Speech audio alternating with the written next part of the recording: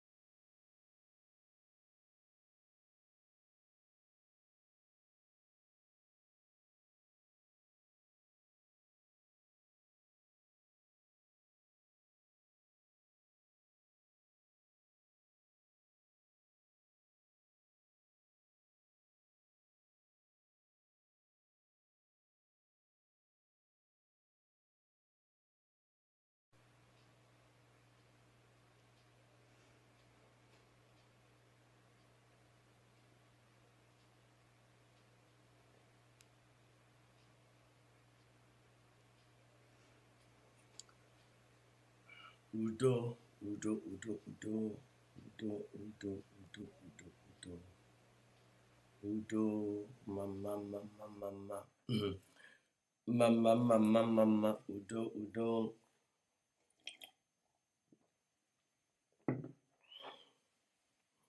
This is the Master Prophet, young Joshua Yawins, the awakened one of the Biafran people, Biafran spiritual leader. The prophet and the founder of the new Igbo Biafran indigenous religion, Rofatna. N'ụbọchị nke taa wụ 12th of March 2022.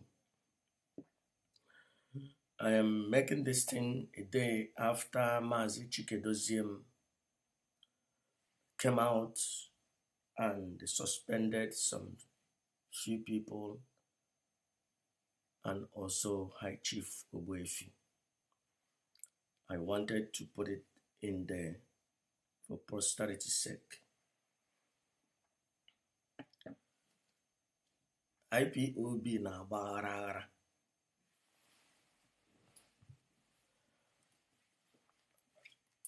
IPOB na Biafran land Shirike, no, on the side of the leader of the indigenous people of Biafra. IPOB on social media na-agbaghara aghara. Enwere 2 IPOB nke nọ na social media na nke nọ on the ground. IPOB social media na-agbaghara aghara. IPOB kweno on the ground, no solid, firm, on the side of the leader of the indigenous people of Biafra, no shaking. The resolve of our men and women, infant and suckling, the gods of the land are totally behind Mazi Kanunta Kanu. And I, the Master Prophet, the awakened one of the Biafran people, I am also on the side of the leader of the indigenous people of Biafra. You can beat that. That's why Nelo Febu, Dr. Fixer, Madam Bridget Chameleon, running around looking for preachers, leprosy preachers, rabbi ndara, ndana buriahia, so that they can say something. Because our people like the love, oh, this is a man of God. This person is a man of God. Our people love it. They like it. They suck it like a sponge. So, and these people know, that's why any idiot in her and a platform. That irritates me. Irritates me when they are praying. Irritates me. It irritates me when I see all these idiots praying. Irritates me.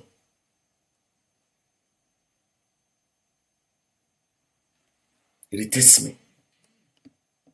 Any idiot, before they say, oh, help Biafra, they start to pray. And most of them are men and women of questionable character. I don't know who they are praying to. The foreign religion God, maybe, but not the gods of the land. The gods of the land require onyaka ya di ocha, which most of them cannot come close to the gods of the land. No wonder, because the day Mazi Kanu will introduce na a ga-eji mmụọ nọ n'ala Igbo,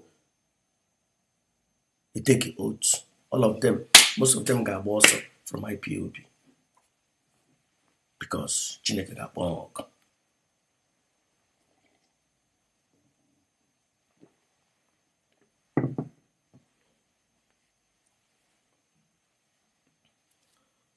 Anyị alụọ n'ọgụ ka anyị ji liberate DOS. 2022, 21, I said I will not mingle with this mess. Nnennaya Anya, nye na-ebe n'ịka na-ebetụkwa. Simon Ekpa, now was still strong. After m gwara ha 8 months ago, gbubie Simon Ekpa ọdụ, but on no on their best interest, it will be Simon Ekpa ọdụ. Because most of them don't know where to stand. Amaha ebe ha kwụ. Some of them, okwu ha kwụ anọ on 2 sides. Some of them nọ na 2 sides. Amaha ebe ha nọ anọ. Ha hapụ Simon Ekpa. Simon Ekpa na nwaanyị chameleon ahụrụ na mkpụrụ obi all the whole rebellious women nọ na IPOB. Simon Ekpa na nwaanyị rebellion. Nwaanyị Simon Ekpa na nwaanyị chameleon Bridget ahụrụ na mkpụrụ obi ụmụ nwaanyị niile dị rebellious. Go and check. No women that is following Simon Ekpa obi ruru ala. Enweghị nwaanyị who a good housewife na-eso Simon Ekpa. Enweghị. They are all rebellious women, women of questionable character. Ụmụ nwaanyị di ha na-alaba na fostry. Ụmụ nwaanyị di ha na-alaba na basement. You can beat that. As I am the enemy that we have, the enemy of Mazi Kanu, make no mistake about it, it is Simon Ekpa. Has na-agbara na Nelly Ofegbu odibo. Nelly Ofegbu na-agbara na Madam Oyibo odibo. Madam Oyibo amamende dire hen. That is the enemy of Mazi Kanu. And anybody that is on that side has made him or herself my enemy, because I took an oath to protect the leader of the indigenous people. Oh, Oti Beribe, no name. no take no na-ezo ego, no take no na-sabotage nwanne nno. And I will only break that oath the day that I said I don't want to support Mazi Kanu anymore. Then I may join Mugwaya directly. Say, I'm done with you. I will not sabotage him from the back. Agamamaya manazo. Agamabaya. Mugwaya. I pull out. And not when he is in harm's way. Owumbo no na aka ndị iro. Owumbo ndị iro jiye. Ugbu a ndị iro jiye. A ga-eje n'eluigwe, aga m eje. A ga-eje na mountain, aga m eje. A ga-eje n'oke ime ọhịa, aga m eje. A ga-eje n'ime mmiri, aga m eje. Ịhụ na the leader of the indigenous people of Biafra. Na ihe m kwuru na 2018 and 19 na ọ ga-abịa na mmezu. Ọ ga-abịa in full na mmezu. 90% ya abịala mmezu. Ọ fọrọ iri ahụ wụ na Buhari ga-egbu ya. Ya m sị Chineke biko ekpere m ekpere mgbe m nụrụ na egidere ya mebe bee tie si Chineke biko nke ahụ fọrọ afọ ya bịala na mmezu. Ekpere m ekpere agọọna m ọfọ ekwuona m okwu ejene m emene m ihe dị iche iche. Isi Chineke biko ka okwu onye amụma ahụ that particular one ka ọ daa n'ala. Echeghị m na o nwere onye amụma ga-asị ka okwu ya daa n'ala. But asị m Chineke just that part nsi na rika ha atọ nọ nchere erukwele Buhari ndụ ma ọwụ Buhari ma ọwụhụ Buhari erukwele ya na ndụ. Iruo ya na ndụ ọ ga-apị gị, ya apịa gị ọ ga-egbu gị. All that thing ka m na-asị Chineke biko na ana m arịvasị ya, ana m agbanwe ya, ana m echenji ya. Ebene m ya ka akwa, ekwuone m ya in the public, ekwuone m ya to the universe to listen, ekwuone m ya na nzuzo. Emene m ihe dị iche iche ka Chineke ka ihe ahụ ama m na okwu m na-abịa na mmezu. But asịla m ahead of time Chineke biko gbochi nke ahụ ka ọ ghara ịbịa na mmezu. Kamgbe anyị ji liberate ya DOS, there have been friendly fire on every side. Most of nsogbu DOS na-enwe maka ihe si ha n'aka. Simon Ekpa na-anyụli mmamịrị elu all because of DOS. A lot of friendly fire. A na-apachi ya na-ele ike.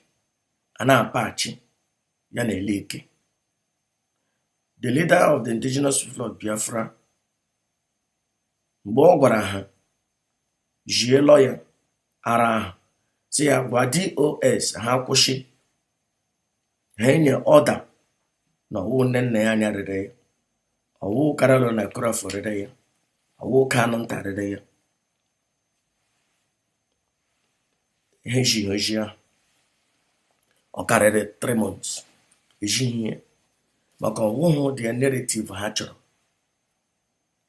Finally mgbe ejiri ya 6 months later, onye ọzọ akpọzie jie data oji direct. DOS emeghị ya, Chika Edoziem emeghị ya. O tekiri over 2 months before eme implement, because ọnụhụ on his best interest na Kanunta ere ha nwanne ya, because I'm marching to the talking point. I want his best interest na Nnennaya Anya ere ha Mazi Kanu, and I want on his best interest na Nnennaya Anya stop the transfer ego. All those things are bullshit from Darlington. Finally, Chineke mebre yenwe time, yenwe press conference, reconciliation. But since that time, Nnennaya Anya, Madam Nnennaya Anya, I don't want to disrespect anybody today. I will try to put Mazi and Madam. Madam Nnennaya Anya and Chika Edoziem, they are in undeclared war. Mazi Kanunta and Chika Edoziem, they are in undeclared war. And which, and when it proxies on every side. And those things I wanna scapegoat to their proxy wars. And that has to end.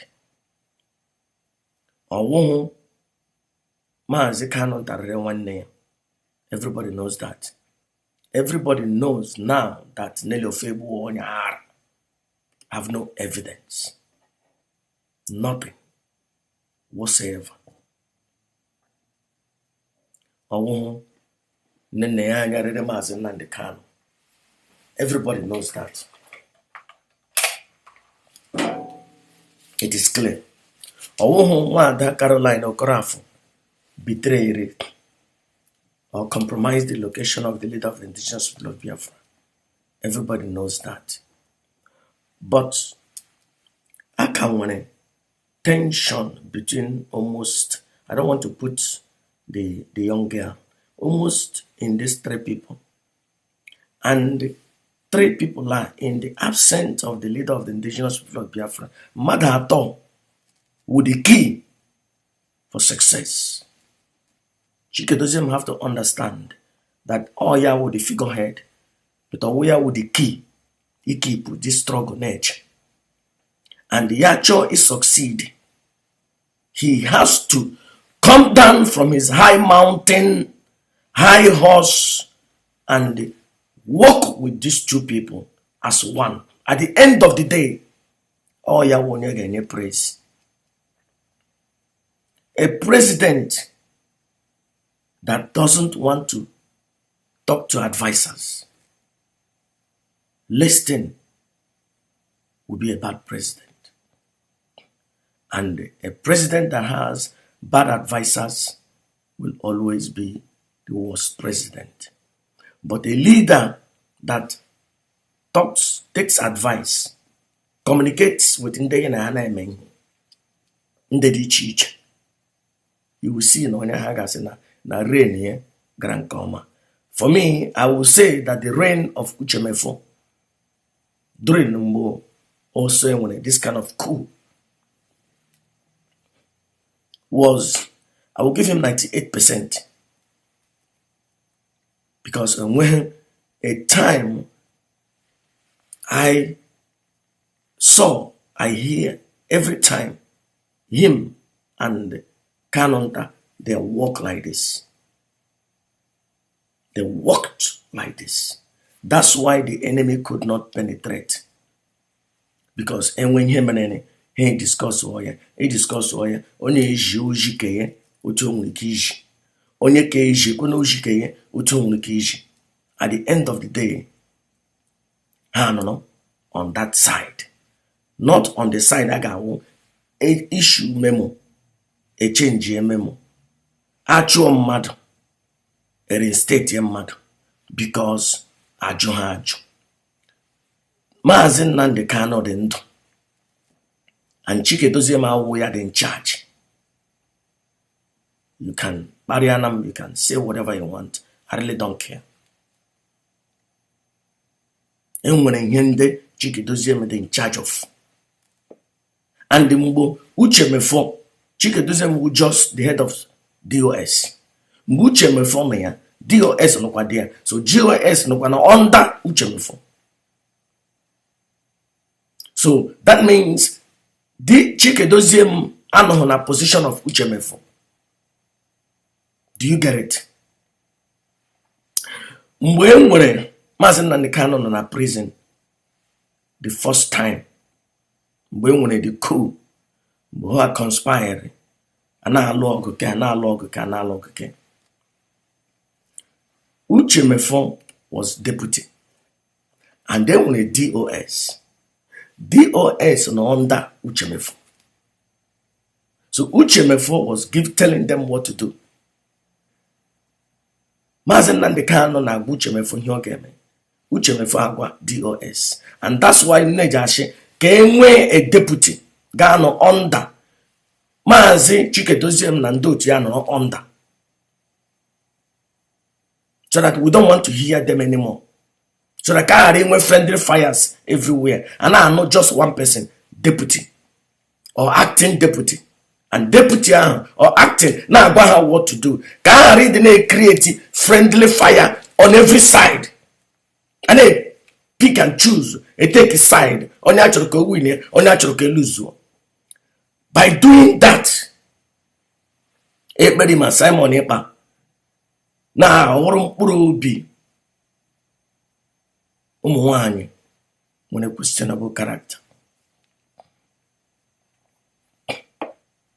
Makasi, asoro my mana, Umuani who ofege. Simon Ekpa bahaka, hefre, frejemi.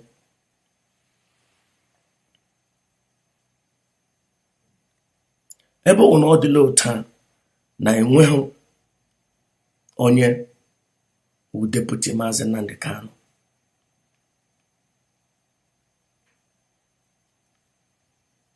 Chika Edoziem Kanunta no when a position no I won't official or the unique or understandable one onye ihe metro uzushushi enika wanala onye asi ọrụ Mazi Kanunta na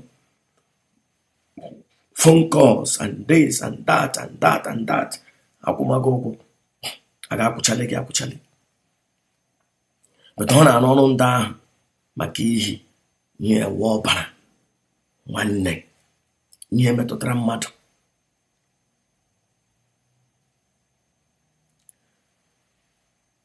Proxy war Madam Nnennaya Anya Kanunta and Chika Edoziem, it is affecting IPOB. Only may affect this organization, and they have to end it. Haga pushia bidone kurune each other uku. Discuss together, work together.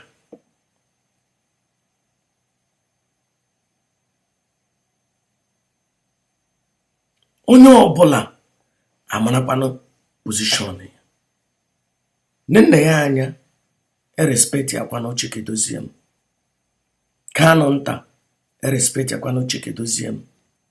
Chika Edoziem in return may understand that they are helping him to succeed and the organization. Onye ọbụla no na parameters ya. Onye ọbụla no na corners ya. At the end of the day, all one family. Only one idiot to say this movement has nothing to do with a relationship. They're idiots. They are the one that planned this coup in the beginning. This is it not here on our body. IPOB, one family. Mother Nezunenik. Ositiene or one family. It is one family. Again, these three people must be talking together, not privately.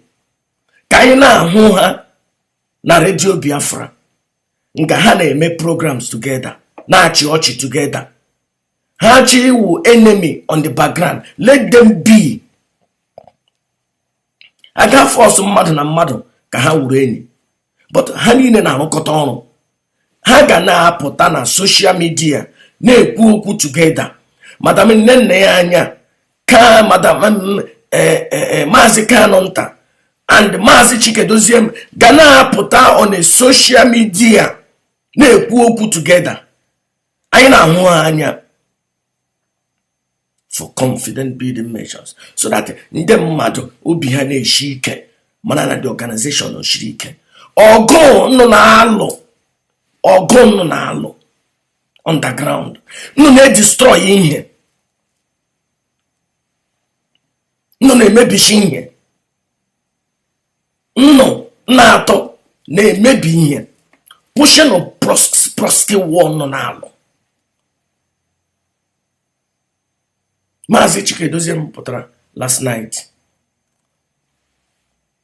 Enwere a lot of ndị iro ndị IPOB joining na ụmụnwaanyị highway long time ago. Ugbu a na-aba ha na autopilot, nwechara positions, some are coordinators, and I achụshi ha one by one. It means that Chika Edoziem is doing a good job. Ya ndị ahụ, ndị iro ahụ, ndị ahụ bara na autopilot achụshi ha. But how about Bridget? Enweghị onye nọ na IPOB mere na rụrụ n'ala karịa Bridget. Bridget lemara anya ụmụnwaanyị agwa ya na anyị ga-take over DOS. Bridget akpọghị Chika Edoziem gwa ya, ọ gbara nkịtị, take up DOS. Bridget mana ụmụnwaanyị highway jeke England to unify, to conspire with the women in England. Bridget agwa Mazi Chika Edoziem. Bridget na akpọtara na anyị onye agbata eke lawyer from America, ya na ya na conspire. Bridget na Simon Ekpa na arụ on the ground to the extent na Bridget finally exchange kpọtara na anyị pastor onye arịrịọ abịa kpọkụrụ ụmụnwaanyị rebellious women underground in pretense of praying quote unquote for Mazi Kanu. Got crown Simon Ekpa, got lay hand on him. Bridget, this announcement of Chika Edoziem last night, which it is regrettable. I didn't hear, unless I want to hear no nante, make a mistake. I am going to say I am sorry. I know my Bridget na I suspend ya go fogodi chiachu. Bridget can no chichi ya after Bridget connive with ụmụnwaanyị agana eme anoint Simon Ekpa. After Bridget unify ụmụnwaanyị ndị couple, rebellious women, ụmụnwaanyị ndị di ha nọ na ofostri, ụmụnwaanyị ndị di ha bi na another address. Elekwenu sanction, ele suspension, ele memo edere maka ihe Bridget ọwụ onye. Gịnị mere na akpa Bridget aka? Bridget rụrụ ala niile arụrụ for 9 months getting to 10 months akpabeghị aka. Gịnị mere akpabeghị Bridget aka? Gịnị mere?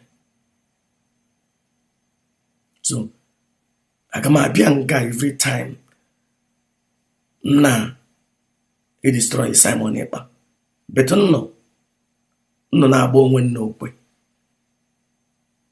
I will not do that. All those media warriors can do those dirty job, can do your clean up, not me. I carry on that kind of rubbish. Gịnị mere Ogbuefi nwere a private conversation with somebody. Private conversation with somebody. Private conversation with somebody. Which he is responsible for that.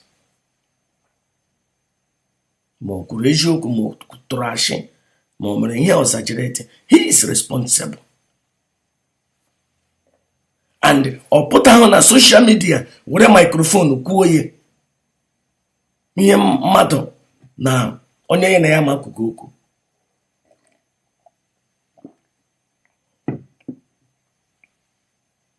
A woman ewere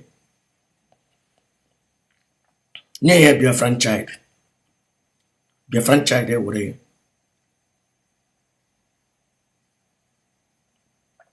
ha to kashia. Ele mere the second person nọ na ya ni asị hụ call that woman Joy one only in this voice recording. Yeah, she is. Yeah, see, in here, they destroy the organization. Only Oblano Nayani, we will deal with you. In here, God, Hegana, Simon Ekpa. Give me a minute. Biafran child asking him, Madam, one only in here. Yes, yes or no. Become. Don't bring this thing outside. This will destroy the organization. No. Be a franchise engineer. Onye konye next. Onye kenye next.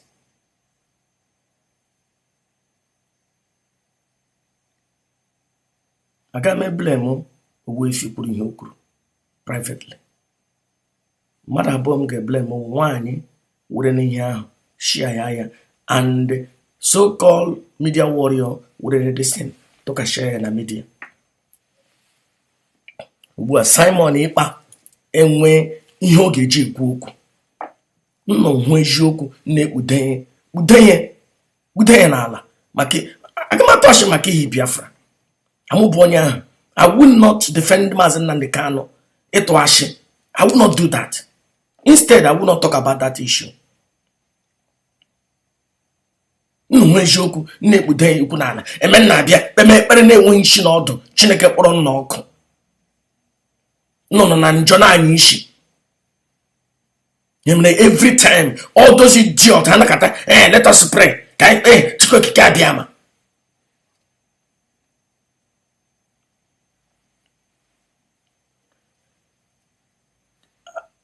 High Chief Ebuefi, a suspended suspension, indefinite expulsion. I understand. On in a room. Mazi Chika Edoziem in a room for reconciliation. Fine. But High Chief Ebuefi honor with Simon Ekpa. No. Honor with Umuai Highway. No. Honor na autopilot. No. And in a suspension. Fine. Suspension can be suspended in 1 day, can be for 2 days, can be for 1 month, can be for 3 months, till her reconcile here. Fine. I am happy. No single expulsion. No just suspension. So that can do also, Lara, you put that kind of a thing on the private. Fine. But how about Bridget? No na Radio Biafra. Sina Chika Edoziem wu janja weed. Na ihe na-eme wu janja weed. Enye here expulsion. I suspend here. Ahapụ tụkwara na ya ụmụ nwaanyị ekopuga.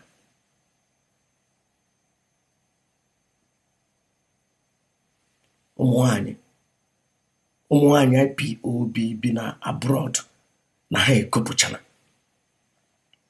80% ekopula because of Bridget. Why don't suspend Bridget? Ya wuru na Mazi Chika Edoziem enwe authority iwepụ Bridget. But don't want authority is suspended Ogbuefi. Why not is suspended go to Bridget?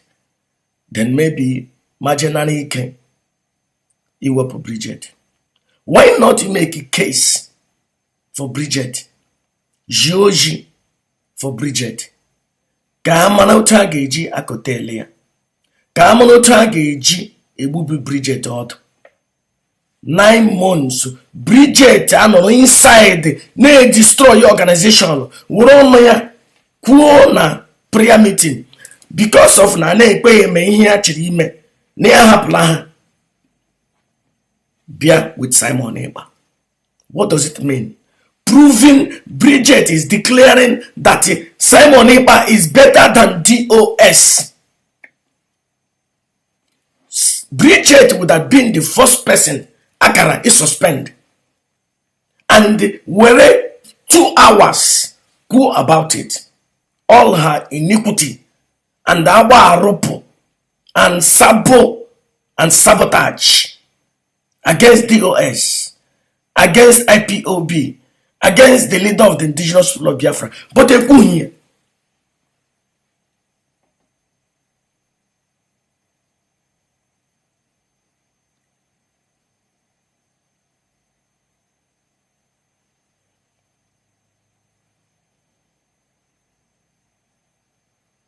Now, almost 80% of Nnennaya Anya na IPOB be abroad. Bridget na ha connect na ha to Simon Ekpa. Na ha pull her to Simon Ekpa. Why don't suspend her? Why don't write a memo of expulsion? Ihe niile allegation niile n'ele ofegbu mere. Even mgbe a matara na ndị ha wụ eziokwu, why not write letter of expulsion or suspension till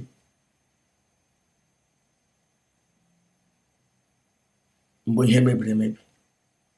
Madam Oyibo, ọ gịnị mere na-ede ha akwụkwọ ka achọ Madam Oyibo? Ya wụ na m emeghị ihe,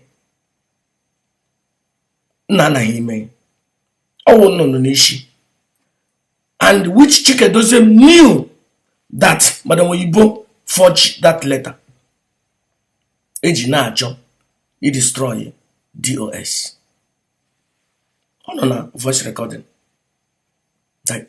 that Chika Edoziem didn't want to sign it. Why not email spell Madam Oyibo mgbe ekwesịrị? The next day, wepụtara that voice recording. Why not inegode suspension Jenani Ike? They didn't do it. 1 month ago, 2 months ago, 3 months ago, 4 months ago, they didn't do it. Ya wụ na meme here. Ya wụrụ na ma akpọghọ somebody. Mụ na onye ahụ asị m biko n'ụbọchị taa na a ga-eme ka ihe nwee isi. And that day, ka enyere order. And enye order ka a chụọ ya that day. Ewere another day. Day memo. That means enye ha ya another more day. What else agwala gị sị chụọ onye? What does it take? Iwere piece of paper say na onye na chụọ na ya. But I ga-echere another day. Or I ga-echere weekend ka eme ya announce na weekend. But High Chief Ogbuefi kwuru okwu dị aṅaa privately, enye suspension. This is proxy war. It's not about ihe High Chief Ogbuefi kwuru. It's because of High Chief Ogbuefi work directly with Kanunta and Nnennaya Anya. That's why it is suspended here. So that suspended here. A threat no ya si abia pataku ni okura wo njoku. So that ke wop ya ka hatige onye ozo dey. It's all about it. And when you also friendly fire. Proxy war.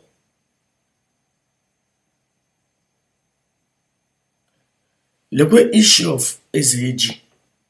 Bom no that information. Bom no nya na eleche nya awu him gabia. Beti mono na this mess. Ezeji ana ona maya mana.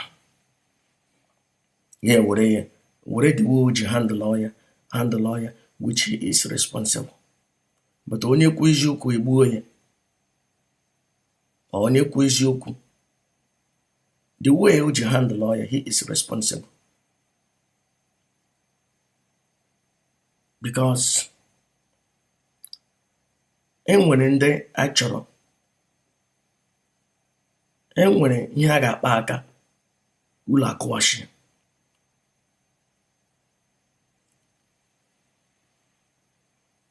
Ọ dị ka onye afọ toro a na-achọ iwepụ pimple n'afọ ahụ. Onye a ga-dị careful kpasuo naanị pimple ka ghara ịgbaba afọ toro eto.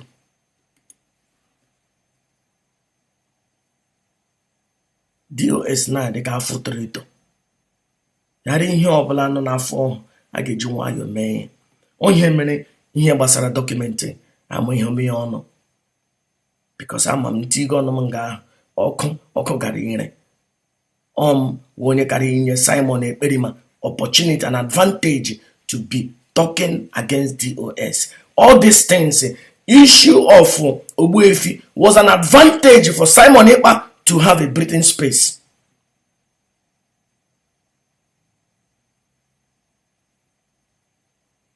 And also this SAG of a thing.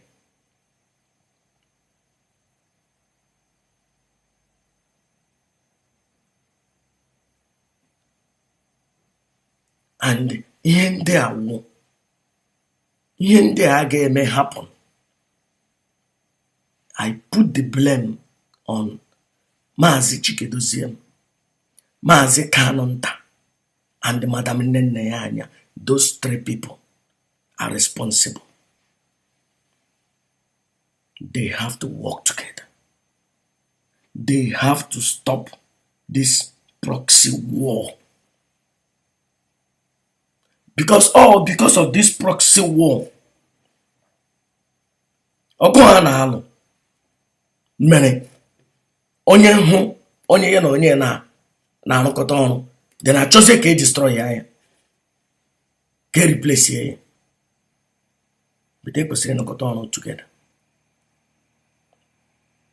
Since this year or after the coup, Amamo High Chief Ogbuefi before the coup, Amami after the coup, he has been working together for the best interest of Mazi Kanu.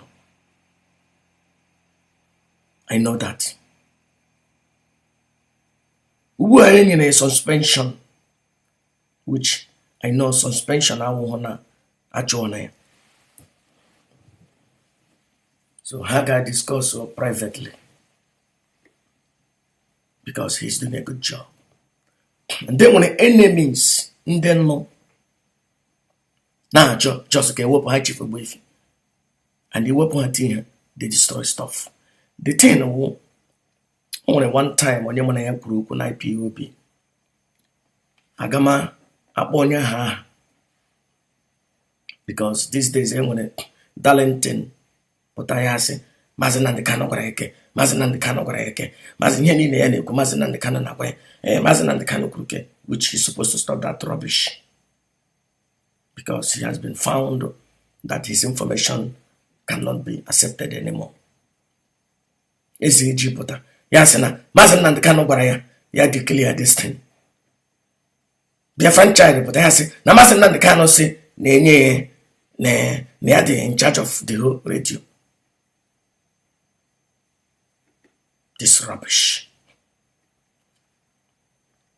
Mona somebody kuruku one day. A situation, one coordinator. And here was that coordinator. Somebody who onye IPOB proper.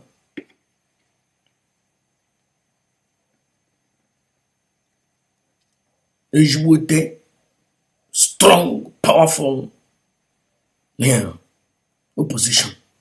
Bomsim legodi ihe na-emere ebe mele ihe si Chineke ihe gbapụta na ọ ga-awụ nsogbu ma akpọ onye mkpọrọ si ya lekwe ihe m nụrụ lekwe ihe na-emere leba anya na ihe gbapụta ọ ga-awụ nsogbu. Onye ha sị m na m aghọta, na m ama ihe na-emene, na most of the time ndị na-ekwu okwu ka eji wepụ onye nọ n'ọchịchị ka ha nọchi. Iwepụkwa onye ahụ, ha gara worst than onye wepụrụ ewepụ. Na m ama, na m na-aghọta. Now I'm beginning to see it. Nyawu mgbe okpuru agbaga High Chief Ogbuefi for the past 3 months. Kewopia. Ugbu a na ahụ na reason a ga-eji suspend. Fine. Suspension is not expulsion. I understand that.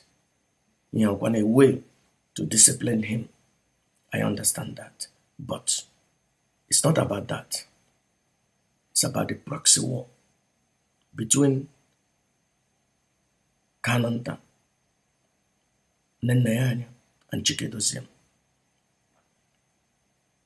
And enweziri ndị a na-eji as scapegoat. At the end of the day, Simon Ekpa. Simon Ekpa is the one cashing in. Simon Ekpa is the one cashing in. Simon Ekpa is the one winning. Instead, I get focus on all this spoiled egg on one highway, non-IPOB, non-DOS.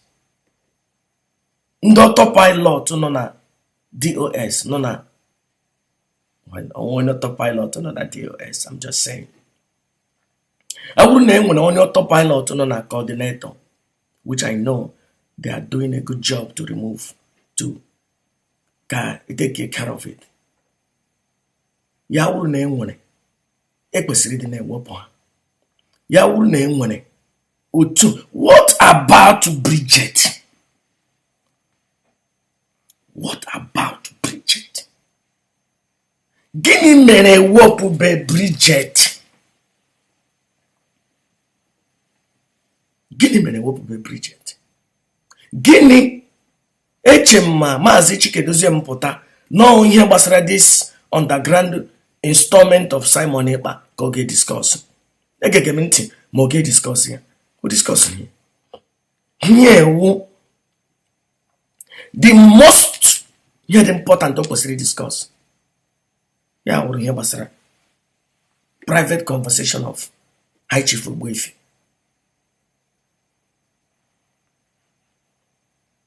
Because Bridget has support ga Nnennaya Anya.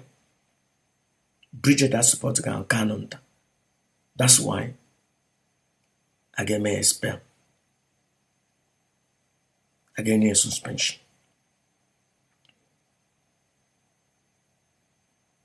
But Bridget is the worst than them all. Ihe High Chief Ogbuefi kwuru, it's nothing. Oh, your word against my word. It means nothing. It should not even be addressed. They should not even send people can use apparatus of IPOB to talk about that issue. Ndị kwesịrị talk about that issue ndị na-eme announce na Radio Biafra platforms. Ekwesịghị ikwu na Radio Biafra platform. Ikwu na Radio Biafra platform, then that means somebody did it, somebody kwuo here. I gotta just brush your ass. Side talk. Ụka nwaanyị na di ekwuge n'elu bed. At that time, were phone call kpọọ enyi m asị ya, look at legodo ihe na-eme. Legodo ihe na-eme. Then ya asị, chai. Oh, I am sorry. I didn't want, I am sorry. Forgive me. But ugbu a, iche na ọ ga-asị I am sorry. In private, in secret. utu anyị were na ihe mee ya agba mbara ya wurubedikwe the enwere word with the meekest among ndị bi n'elu ụwa. Ị chọrọ ọ ga-apụta sị I'm sorry? Do you think that? Because e were na ihe mee ihe the thing agba mbara ihe akara handle on the ground. Ya were ihe some people na-aṅụji mmiri a n'afọ. They are not tested. Ndị na-adị ndị ihe na-ama ama n'ahụ.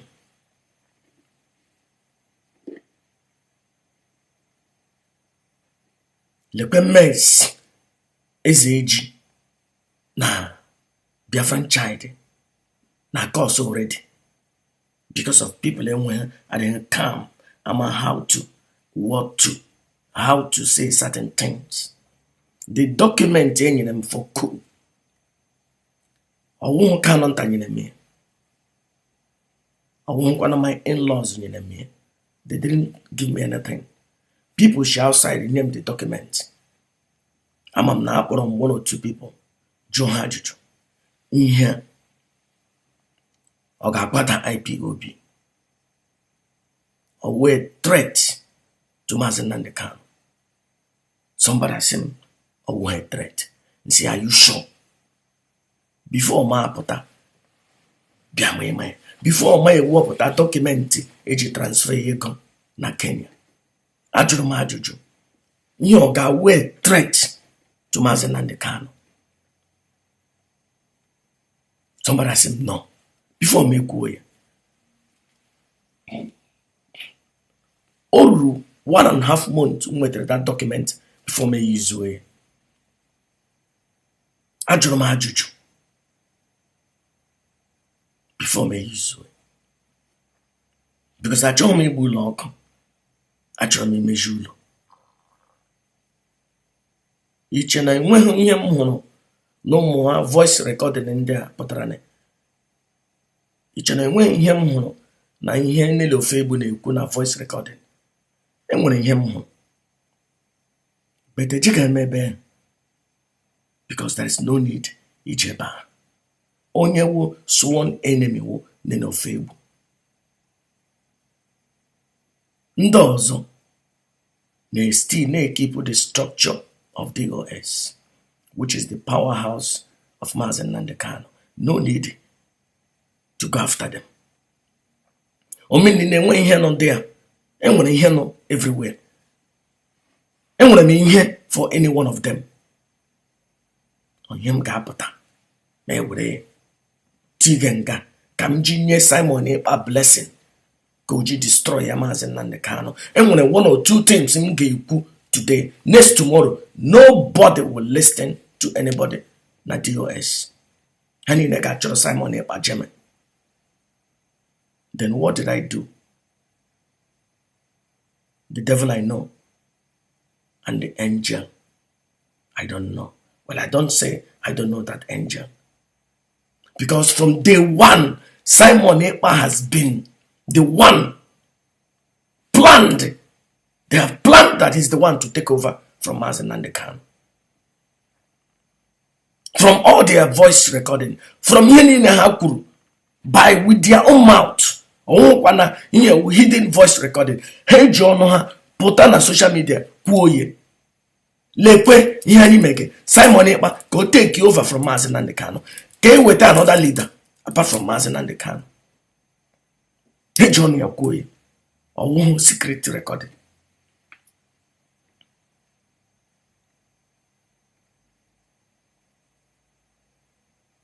We have to begin to talk peace again. Somebody say, Master Prophet, please make peace with Simon Ekpa. And say, you are crazy. My joy, how did you say? Somebody, your friend, be saying a mother for 1 year. Maybe I have to raise my voice. Somebody be saying a mother, but I no lawyer. Be a 1 year. Or 1 year, but I also ganulo walking. Walking, bịara n'ụlọ mmadụ kidnap nwaanyị ya, jide nwaanyị ya, na-erige ya than kingdom come against her will. Your friend abịagwa gị sị gị na somebody bịara n'ụlọ ya kidnap nwaanyị ya, jide nwaanyị ya, na-eri ya than kingdom come. Ele ihe m ga-eme? Ị ga-asị onye ahụ jee kpọọ polisi ka aja jee to court. Ma jụọ esi ya, ihe ị ga-eme? Ya sị mba, na onye ahụ ya wụrụ ya echenjizo dị ukwu. Achọghị m isi nge. Ya sị master prophet na mapụ ya wụrụ ya, mmadụ bịa n'ụlọ ya kidnap nwaanyị ya, na-eri nwaanyị ya than kingdom come, na ya ga-ewere mma jee n'ụlọ onye ahụ jee gbupụ ya isi. Nsị ya na Simon Ekpa wụ onye ahụ. Ejiri m parable asa na nwoke ndị one jụọ ya ajụjụ. Simon Ekpa is that man who kidnapped a wife, a daughter of Biafra, violently.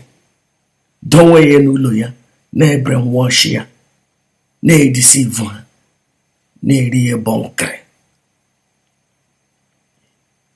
You cannot tell Simon Ekpa and DOS and Chika Edoziem to negotiate. That's an insult to Chika Edoziem. I can never open my mouth. Ishi Chika Edoziem, go and discuss with Simon Ekpa. Go and negotiate with Simon Ekpa. It means that I have no brain. That I'm stupid. Simon Ekpa, ekwesịrị igbubi ya ọdụ. And ihe a karịara na igbubi ya ọdụ.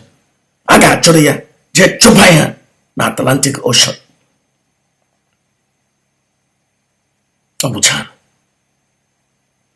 enweghị ihe Mazi Chika Edoziem, the head of DOS, nwere with Ekperima Simon Ekpa mehọrọ ọnụ sị, I will not listen to the leader of the indigenous people of Biafra. Case agwụla.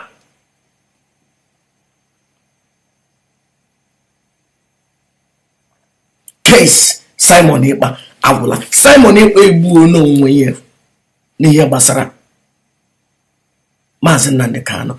O gbuo n'onwe ya.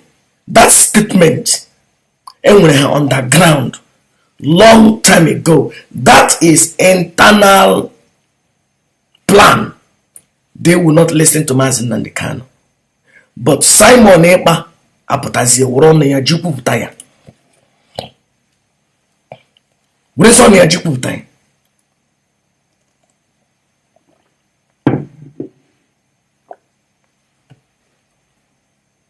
Simon Ekpa egbuo n'onwe.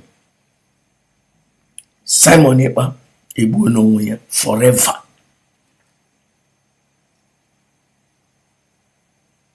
Because mgbe ekwesịrị ime ka Mazi Nnennaya Kanu shie ike mmụọ, ugbu a ọ nọ n'aka ndị iro. Mgbe Mazi Nnennaya Kanu na-anọghị n'aka ndị iro, ichesi ya shut up, gasị ya shut up. Ichesi ya get away, gasị ya get away. But ugbu a ọ nọ n'aka ndị iro. Mgbe Mazi Nnennaya Kanu na-anọghị n'aka ndị iro, ichesi ya bịa ka anyị meshọ gaiman. Si ya bịa ka anyị meshọ gaiman. But ugbu a ọ nọ n'aka ndị iro ka esi ya bịa ka nọ meshọ particulars. Simon Ekpa edururu asheri ya je form o radio ke. Asheri ya pụta na 1st of March sina na DOS na emene abolish. So that means Aya was a de facto government. Asheri ya chameleon, rebellious woman, akpọkọ crime partners ya. Henwe meeting to crown, to bless Simon Ekpa. Pastor Anyampi, pastor prophecy, and none of his prophecy has even materialized. Osina na get kidnap Mazi Nnennaya Kanu, but there were miraculous escaped that Mazi Nnennaya Kanu escaped. That idiot, I see, Even when men were manning their position, guiding the house of the leader of the indigenous people of Biafra on every side, there were miraculously escaped that idiot. According to Punya, all these rebellious women, no, dihanine na labanute na America na England, diha na labanute. Hano where alabana bed. Digi labanute means that ogana biano biasia ya patogaka because on nute in on the bed and nute hono at least come no go to nga na ejono ko ari wona no lose rule oso zuo na America ya bankete nwanye na apụ mgbe ọ chọrọ na abata mgbe ọ chọrọ di agba nkịtị na-edi maka nwoke ememe n'oke nwoke agbadamana oruole 55 oruole 60 oruole 65 nwoke na-edi na-eche ka ya digodu ka ụmụ ya topụta ụmụ nwanyị crime partners birds of the same feather hana Madam Bridget okwu je crown or Simon Ekpa game Simon Ekpa anointing with this pastor agaraga hayata with prophecy. None of his prophecies has come to pass.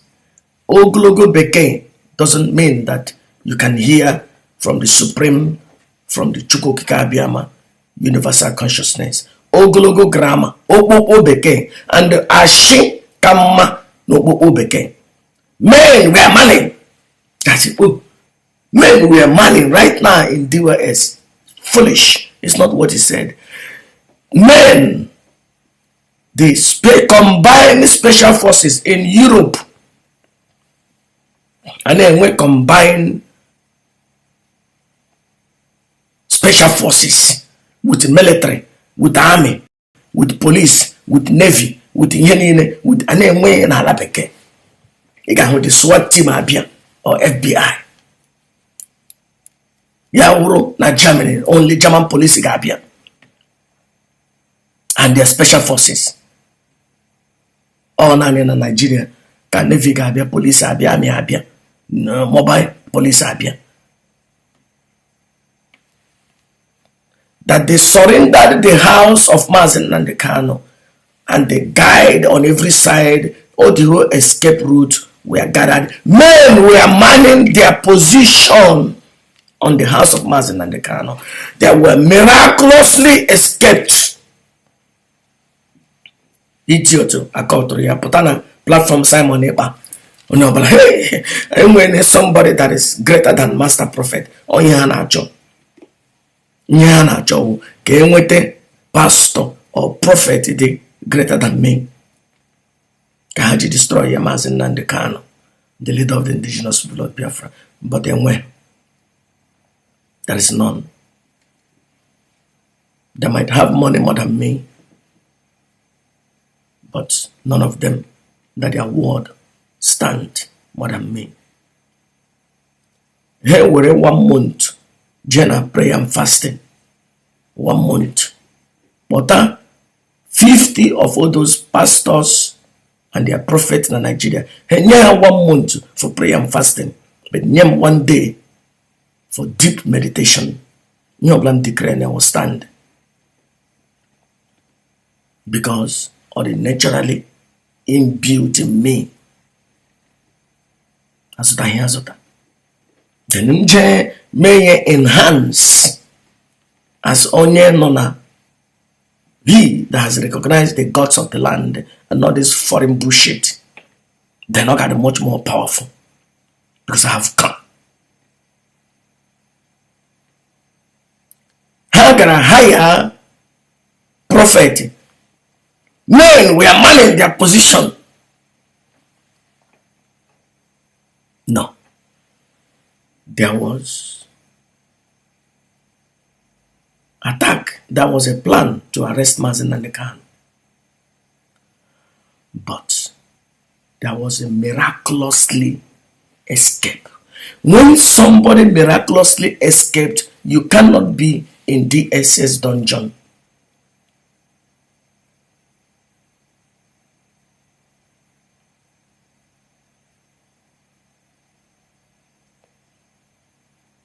Go and watch the original of that video and tell that idiot to stop polluting the mind of all those Umuani Agaracha. Because there are some of them that want to come back to IPOB. There is some of them that still want to come back to DOS because they are seeing that Simon Ekpa is not the way. But this pastor, Agaracha pastor, somebody that want to unify those women, daddy, you cannot call your husband daddy. He dominate digi na basement. He dominate digi no te digi na eji bed na pompo chaya ya yono ya pompo ya gbasa ya na palo yuna ga no n'elu bed na anyu ahare na apụshi gị n'ike digi loro gịnị shi Nigeria ala Igbo ọta gị na America na Western world na hanazi no frustration. Most of those women, ma won the Catholic, ha won the Pentecostal. Bam onye ordinala, no omenala Igbo, diega, ishali, even ya lo die lo mo anya ato. Wani ga no. Jim onye owo this idiot na sin ha won the mmiri. Jim onye die loro no no di omenala, kpọrọ ha je n'ihu agbara n'ihu mmụọ agame. Time has come when we will begin that again. All this stupidity, white garment, and age, a jealousy, priest and pastors. How lucha dinner wine, the next day, wine, already, wire football, Bukatolo. Guamonye, ordinary like a modern. Ogasimbana laga kubuye, Ali Bogakuye.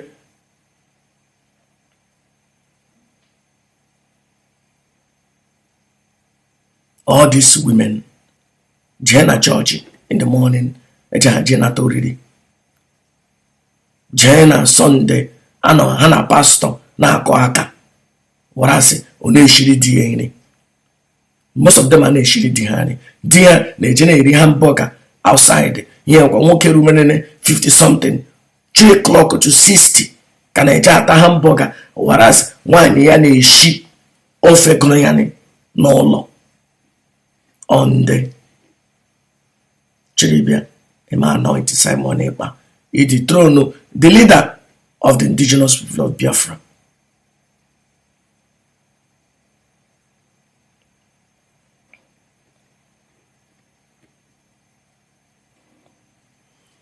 We must protect DOS, and DOS protect yourselves. No more friendly fire. Protect one another. No, the behind of one another. Don't share it. Don't make good near. That I work in the Chubahan oblivion. Chubahan Atlantic Ocean. Nde Chineke ga oko, Chineke akpọ oko. Nde aga akụ akọ ibi. Nde Chineke ga-akọ ha mkpumkpu. Ndị a ga-abụ ọnụ. Ndị a ga-enye ọkịrị mgbawa isi, enye ha ọkịrị mgbawa isi. Because the one thing ha nwere is to destroy Mazi Nnamdi Kanu. Ama m onye dị na ha. Ana m akpọ ha ihe m na-ama. Ndị mbara na-apụta ha sị na onye, I don't do that. Ama m onye dị na ha. Mmana ana m ekwu onye.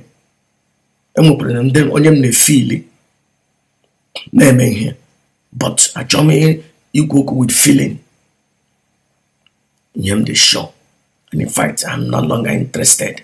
Ihe mmawo onye ha yuzuke, onye hapụrụ ka Satan banye n'ime, ka Satan jie mere mgbaọrụ. Simon Ekpa has given his body for Satan to use ka o jie eme mgbaọrụ. Satan na-eji eme ngọnụ. No wonder Mazi Nnamdi Kanu ji lechaa ndị niile nọ na media warrior including Simon Ekpa, Sibikono, Gemenonye, just to give them advantage. Can they push your name? Gemenonye, be a lecture Simon Ekpa, see Chineke play her job. Who potential of Sabo, who Obana Sabo, Nime Simon Ekpa, who Obana Mongo, Nime Simon Ekpa, see Chineke play her job. Simon Ekpa, Ekpeleka, Satan, Bagi Nime. Satan. Abana Simon Ekpa Nime. One your that is aiding, supporting Simon Ekpa, you are a threat to the leader of indigenous people of Biafra. You are a threat to Mazi Kanu. All those women that attended that prayer meeting, you are all a threat to the leader of the indigenous people. You are a threat, you are support to Mazi Kanu. And you have no place.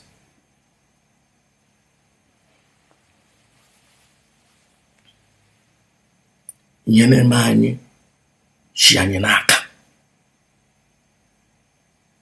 The same friendly fire came when here, came when na ndo keep friendly fire on every side. And all this friendly fire, one eperima, Simon Ekpa, use it. Today, you don't care about Mazi Kanu, but give Mazi Kanu glasses. You don't care about Mazi Kanu, but Mazi Kanu see Kenyegi slot. You don't listen to somebody in dungeon, but Mazi Kanu see Kenyegi slot. You get so why you say Kenyegi slot? Then gas is there, Kakuashiwa. HM Messina Chohi Ige, Onion na dungeon. Onion na DSS. Mbojiroji, Sike Enyege slot. You respond, get pere. Mbojiroji, Nyagana Agwagi, Nigeku. Ipere nepere, twist ye. Look, legodu. You people don't understand that. Here, that enemy, imagine. Onyana dungeon, can I buy me him? That is what it means. Imagine. On a dungeon. Mazi Kanu na dungeon. Gabi agba more. Wo Simon Ekpa him geku. Ye tutie.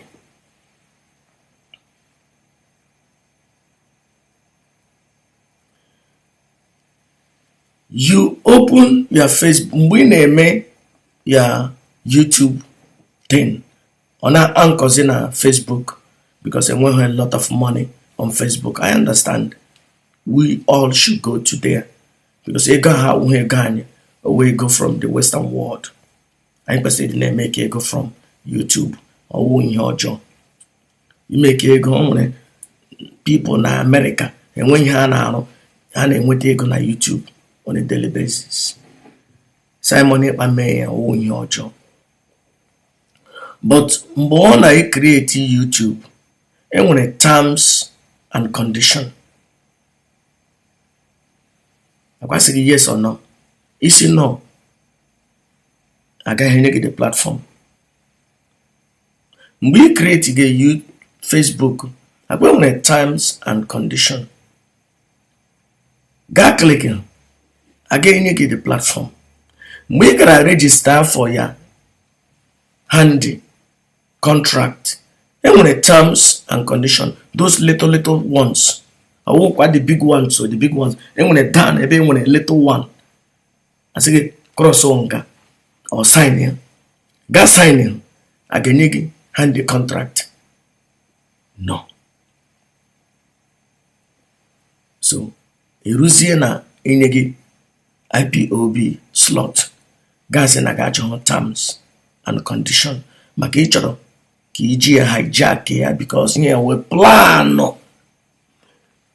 Bridget were n'ọnụ ya kwuo n'ọha pushuru ka enye Simon Ekpa slot, and mgbe detain pụtara ka enye ya slot na ha fight ịhụ na enyere ya that slot. Why? They planned to hijack IPOB radio from day one. On your plan. So when they did not give him the slot, one woman abia Nelly Ofebu, yes, a woman came to me. The woman, you cannot mention her name, is Nelly Ofebu. Nelly Ofebu came to you and said, okay, if they don't want to give him the slot, then let them allow him to be doing on his own, so that they can perfect their plan. Their plan was to hand over to Simon Ekpa, which there are words from Onoha or Wonom. Umwani Highway could be on a platform 5 months ago, 6 months ago, 7 months ago, and when I'm the voice recording. Umwani Highway could be on a platform 3 months ago. April here live, let us come and vote for a new leader. When Ujinko Ushishi Onoganante. When Oshishi Ujinko Onoganante. No. If you don't understand the plan of Simon Ekpa, you are a fool, and a fool to the next 10,000 years. If you don't understand all these connections, Chukwu Kika Biama has planned for Simon. Everything we are going well. Our negotiation, I was negotiating with China Sanworu. Everything was going fine till when I said, but there is a plan for Simon Ekpa. Everything stopped. She thought she was planning a coup with China Sanworu. She did not know that China Sanworu was just playing as if. How can you plan a coup under one day? She talked with China Sanworu, I think 4 times. Day 1, they spoke 2 times. Day 2, once. Day 3 was the day that she planned the coup. So that very day, Kichore planned a coup. Can somebody put it? Name a long time negotiation ahead of time. She told China Sanworu, I get work with Chika Edoziem. Because Chika Edoziem, and here will be 3 days. Mazi Kanunta no naka DSS. Mwa hini na Korea na Kenya kana fuyofo kana ibuye mbu 3 days. Day 1 okoporo. That day 1 okporo obu that in nobi. Day 2 obu that in nobi. Day 3 okporo ko coup against Mazi Kanunta. That everything was perfectly. That means ekuru when Luther get wepo Chika Edoziem when you got this in charge. Okay, all gonna walk in here and you can may announce and this and that. Chika Edoziem China Sanworu say yes, okay. Then what next? Oma and the guy Jodi Matacha plan. That guy was so intelligent. I think China Sanworu was supposed to Edema Kuko China Sanworu there. Yaba China Sanworu, but finally Chukwu Okike has chosen who will lead. Who will lead?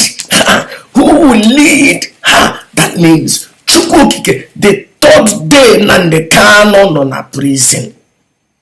The third day, the leader of the indigenous people of Biafra no na prison. Nwanyi okotele, nwanyi ara asilana Chukwuokike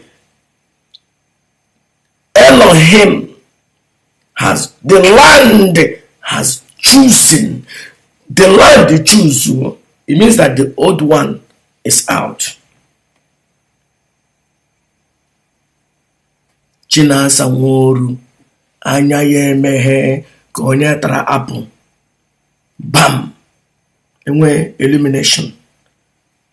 Awakening. What? So, Nnennaya aka Chika Edoziem anya take over.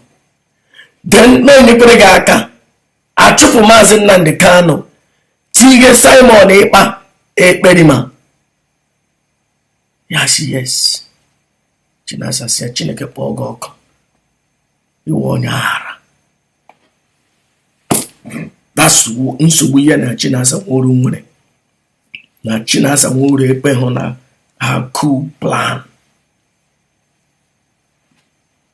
That's why o ji na emeboshi Chinasa Nworu. Did you see the plan of day 3 of the incarceration of the leader of the indigenous people of Biafra? Nelly Ofrebu with a plan to install Simon Ekpa.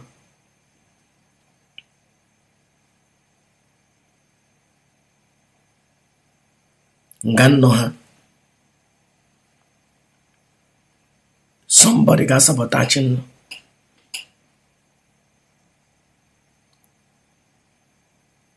Ihe nnọkọ onye ọzọ ga-ewere wute aka ike.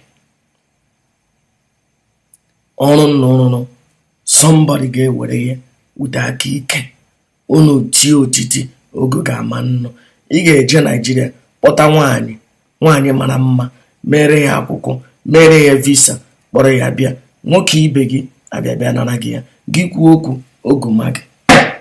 Ala megide gị, elu megide gị. Ụmụ nwaanyị kwa na ịwụrụ nwaanyị ị ga-emechachi aka pichashiga dị gị ya wụrụ mmadụ ya baa. Nwaanyị ọzọ ga-efepụtachiri ebe oshi adụrụ ga-abịa fere buru di gị. Gị kwuo okwu ala megide gị oguma gị. Ebe isi na imi nkịta dị gị mma. Imi nkịta na-eji ishi imo chara ya ji eji mee ihe agwụgwọ. Ji eji mee gwụọ jigbo. Nwaanyị Queen of Heaven na-asị Nnennaya Kanu na-asị jigbo. Were ihe chara na imi nkịta ji egwuọ nọ jigbo taa na ya.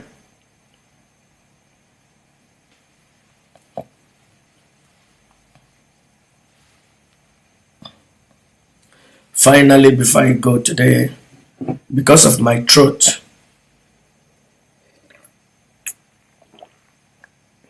I will not speak much today.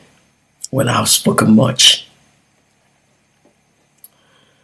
I put blame of all this friendly fire in IPOB on the feet of Chika Edoziem, the feet of Kanunta, and the feet of Nnennaya Anya.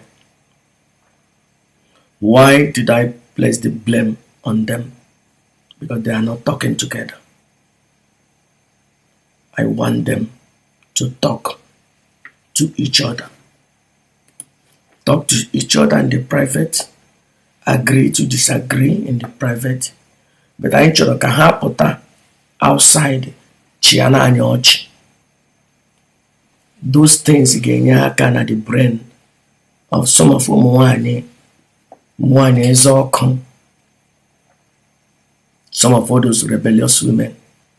Ndị nwere rebellious tendency in them. Ọ ga-calm down. And ọ ga-adịkwanụ mma for ihe anyị na-eme. I want them to be talking together. I want Mazi Kanunta and Mazi Chika Edoziem and Madam Nnennaya Anya to unite together. Stop all of this proxy war. Stop it. Or Simon Simon Ekpa may benefit. I am not taking side. No, blame on the nation. No. Work together. Talk to one another. Discuss together. Because most of the things involved one another. Most of Chika Edoziem involved Nnennaya Anya. Most of Chika Edoziem involved Kanunta. Talk together to one another. Cook together. Again, with all these loopholes, friendly fire. Again, with a scapegoat of your war. Nga elephant na elephant baramba. Elenye na sofane or elephant or ahịhịa na oshishi nando. And oshishi ndewu, men and women the loyal to you people ne has that are sacrificing because you people don't talk together. Talk together. Kanunta, come down from your high horse. Madam Nnennaya, come down from your high horse. Chika Edoziem, come down from your high horse. Mazi Chika Edoziem, come down from your high horse. Work together. Work together as one. Discuss together. Put down a program together. The enemy will not like it. Simon Ekpa will not be happy seeing three of you. Nnennaya will not be happy seeing both of all of you talking. They will not like it. But that will be a psychological, will bring a defeat in their mind to see that these people are not planting a lot of negativity around them. They are still talking. At the end of the day, it is for the best interest of the leader of the indigenous people of Biafra. Kandino Lara iwere maka ihi ọgbaghara na IPOB na agbaghara iji gbuo Mazi Nnamdi Kanu. But IPOB na agbaghara but on them na social media na agbaghara. IPOB na Biafran land is strong and strong and strong. Men and women, infant and suckling will be willing to lay down their life for the leader of the indigenous people of Biafra, and that is the truth. But these people now rubbish on the social media. Those that are supposed to know better are making it appear. But that is a trap also. On the other side, it is a trap for Nigerian government. But I don't want that trap. I don't want that trap. I don't want it in that way. I don't want that trap in a way that let us appear weak so that they can kill Mazi Nnamdi Kanu, then so that we can collapse Nigeria. No. By killing one person, millions and millions of men and women, infant and suckling will die. What sense does it make? What sense does it make? There are some idiots who want Mazi Nnamdi Kanu to be killed so that Biafra will come. What does it mean? They want Mazi Nnamdi Kanu to be killed so that we will declare war and liberate ourselves.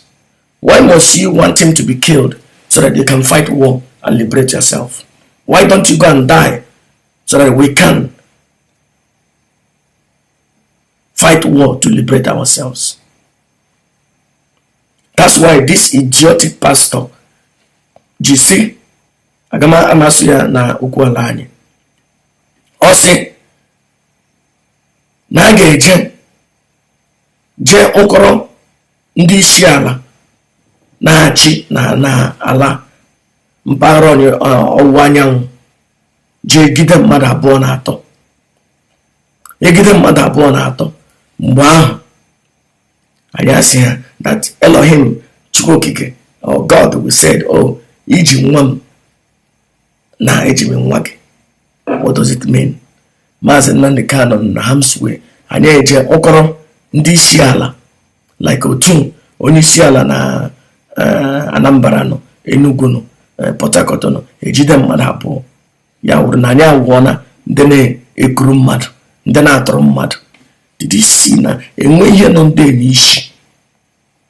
That's why ekpere ma Simon Ekpa ji na-epushu ka a na-emebishi ihe, ka a na-emebishi ihe, ka a na-emebishi ihe. At the end of the day, ọ ka ha gbuo Mazi Nnamdi Kanu. The strategy of IPOB is working. The strategy of the leadership of DOS is working. Allow the court to have its course. Allow the legal proceeding. Maybe the president will throw in, just to buy face, pardon, which Mazi Nnamdi Kanu has not done anything. Or the courts will look into extraordinary rendition that they have no right to try him in the first place. That is the only two ways. Let's allow the legal proceeding to have its course. But all those idiots want the opposite. They want people to die. If there is something that happens to Mazi Nnamdi Kanu that will be full Somalia, Afghanistan will be better than Nigeria, because everywhere will collapse. Not just property, lives. And what need, what purpose? What to be again? Destroying thousands and thousands and thousands of lives. But they don't dare do it. If they force us to that road, we will do more and far greater. And the war of Afghanistan.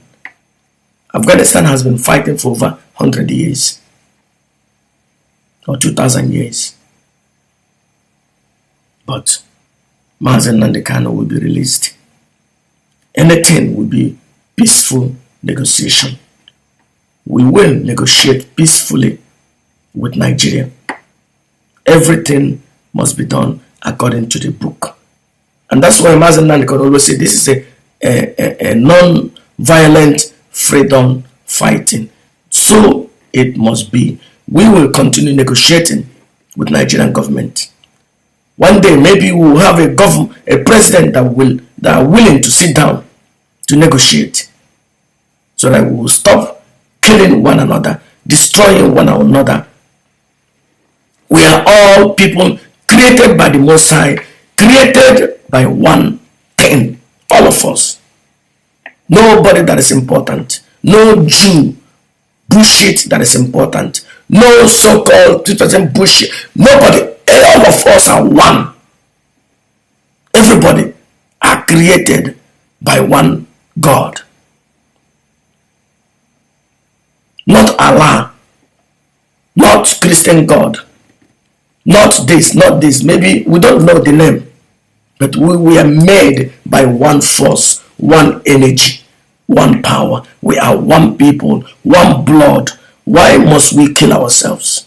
It is possible that the problem of IPOB and Nigerian government can be negotiated, can be discussed without loss of life. It is possible. And Mazi Nnamdi Kanu has articulated that. And that is the way we have to go. We are not going in the way of Simon Ekpa. Simon Ekpa is not the leader of the indigenous people of Biafra. He is not a member of IPOB and has no post and cannot dictate or determine what IPOB does. And the leader has already declared that non-violent freedom fighting. And so it shall be. Finally, Chika Edoziem Mazi Chika Edoziem Mazi Kanunta, Madam Nnennaya Anya, stop this proxy war. People are getting hot. People are fighting against one another. Good people are being caught in the middle. Talk to one another. It is truth that Chika Edoziem disappointed all of you. That is the truth. That when he's supposed to stand up as a man, he did not. When he was supposed to protect the members of DOS, he did not. He was found wanting. That is the truth. But that is for by. I just spoke German. That is bygone. Now, work together. Work together. Work together as one. I want to see you people talking, speaking on the phone, discussing, dialoguing, finally coming out on Radio Biafra to talk together. Kanunta will sit down and talk what is going on with the legal proceeding on Radio Biafra. Chika Edoziem will be there. Nnennaya Anya will be on the other side talking about what is happening about the finance. Chika Edoziem will be in the middle talking. Ane obi bulite obi ndị mmadụ ya ọrụkwa ndị Catholic Church ya sị welite na obi n'elu ka anyị bulite na obi anyị to Jesus Christ. Mgbe ahụ obi ndị mmadụ na-anọ together.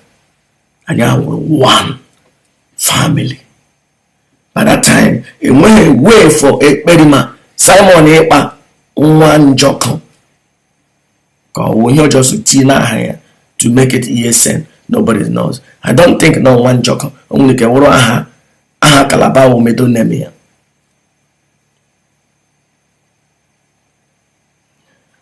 And I don't know how Mara Jimata na Simon Ekpa na Nnennaya Anya na Nnennaya Anya kalaba. I don't understand. No wonder this is only the greater than Mazi Kanunta Kanu that will come, that will liberate Biafra. No wonder this idiotic pastor Maswell just said that now there is a plan, that God has a plan, a purpose for Simon Ekpa. And none of them saw those things before the rendition. They saw it after the rendition because somebody has been working on their brain. And now I prophesy. Come on, pastors or gapota, be a prophesy nonsense. Chineka po yoko. Jenoji na ali boni na the master prophet, different spiritual leaders say all the religious leaders. Stay away from this coup with Simon Ekpa.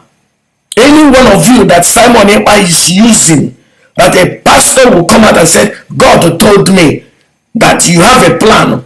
Chineke ga onye honko. Chineke ga or that pastor or that idiotic prophet honko.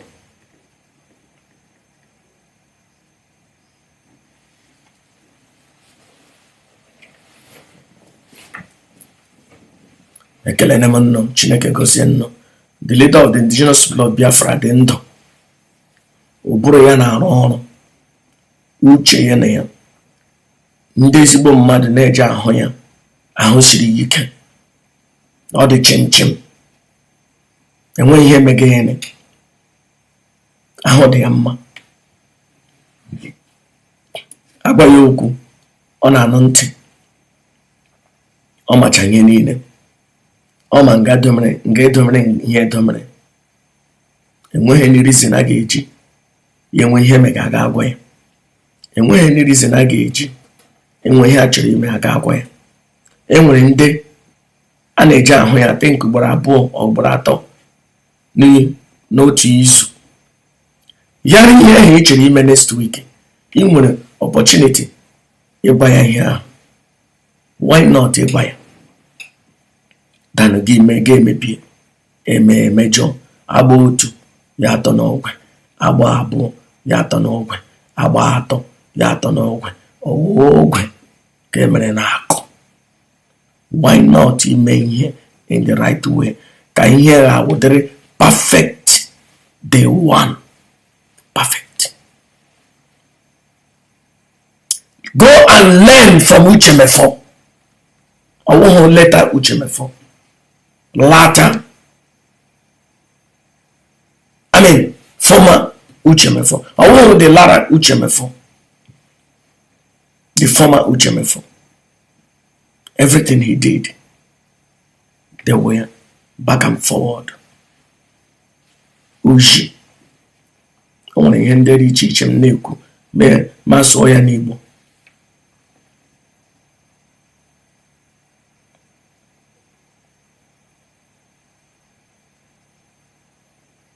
Most of 5% of new family we here actually come aparayapa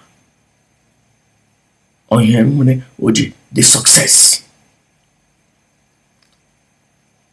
and not be too late. Chika Edoziem Mazi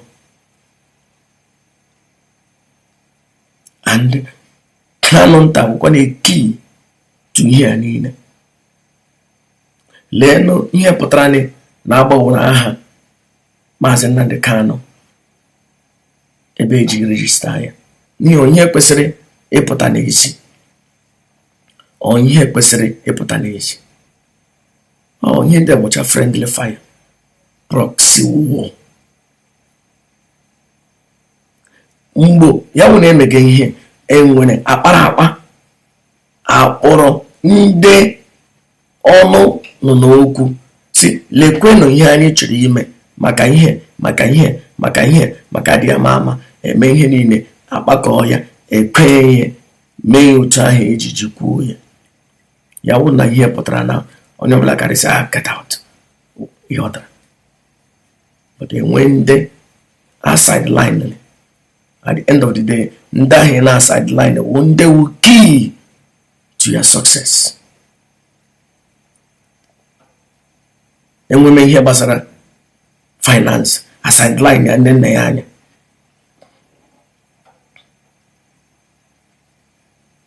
Enweme ihe gbasara nwanne Mazi Nnennaya Kanu and his well-being a sideline ya. Enyeme lawyer ike maka the legal proceeding a sideline ya Kanunta. Enyeme Rita ezi ike gbasara IPOB a sideline ya Kanunta. At the end of the day yini na akụọ n'ala because ya nwere gwara ya akara ịkpa ya akpa ọ karịsị nọ ngwa mee ya otu na omeghe otu eji eji oji eme ihe the right way. Ihe ndị ekwesịghị ịpụta yini na anọ n'underground but m na-eme ihe na nnumege ihe ka nnọ maybe iji mejie ihe ọ ka nnome ihe dị mma. At the end of the day onye nnumegere ihe ama na nnumege ihe ọma. Ugbu a na yini na-arịla ka nnumege ihe ọjọọ onwenye mega kizo. Nobody. I'm just talking. Ihe ndị karị iwu ọka ọfụma na wụna nnọ talk to one another. Talk to each other. Talk to one another. Talk to each other. Kanunta talk to Chika Edoziem. Chika Edoziem talk to Kanunta. Nnennaya Anya talk to Chika Edoziem. Chika Edoziem talk to Nnennaya Anya. Anya karị enwe problem. Ọ maka nna atọ mena IPOB na-eji agbaghara aghara. Because you don't talk to one another. You don't talk to one another. Because of that, I know friendly fire. I know proxy war. Simon Ekpa na ego on daily basis. Simon Ekpa na enlarge his criminal empire. Now, Oromwani, rebellious women, day by day.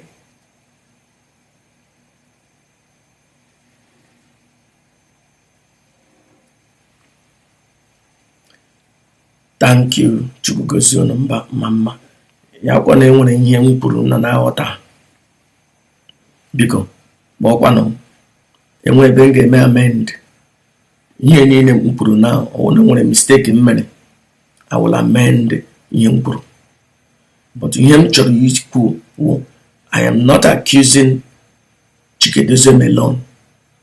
I am accusing Chika Edoziem, Nnennaya Anya, and Kanunta in a way because of they don't talk to one another. They don't talk together. If they talk together, if they work together, Anya ga-enwe friendly fire. Anya ga-enwe all these proxy wars. And Simon Ekpa will not have anything to say anymore. He will be the loser. I think that is a good advice